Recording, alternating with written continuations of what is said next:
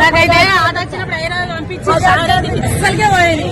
మీ దగ్గర రాని ఇప్పుడు ఒక్కడే తల్లి జీవన్ రెడ్డి మెడగొయ్యాలని ముందు భుజాలు దగ్గొట్టాలి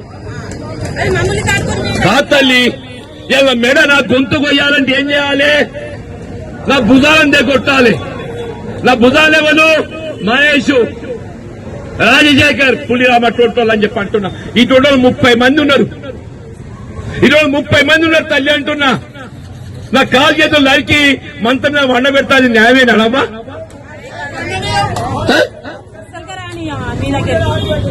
నేనేం తప్పు చేసిన రాహుల్ గాంధీ గారు చెప్పిండమ్మా?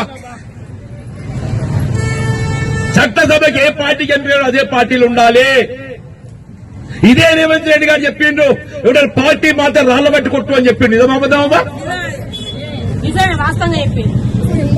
పోయిన ఎలక్షన్ అప్పుడు రేవంత్ రెడ్డి గారు ఏది ఇస్తున్నదో వారసేపు పిసిసి అధ్యక్షుడుగా ఎవడో ఒక పార్టీకి గెలిచి ఇంకో పార్టీకి మారితే, పార్టీకి ఫిరాయిస్తే రాళ్లతో కొట్టండి చెప్పి పిలిపించిన నిజమవుతుందని తల్లి.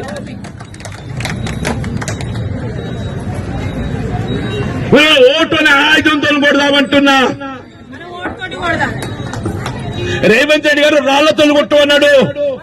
నేనంటున్నా ఓటుని ఆయుధంతో కొడదామంటున్నా. నేను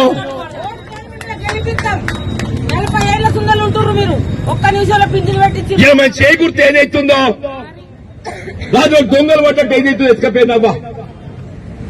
సంటి పొలం గద్ద తనకపోయిందమ్మా. గద్ద తనకపోయిందమ్మా. తినగారు బుక్కలు ఎత్తుకపోయిందమ్మా అంటున్నా. తిన ముందు పల్లె ఇంకేసిందమ్మా.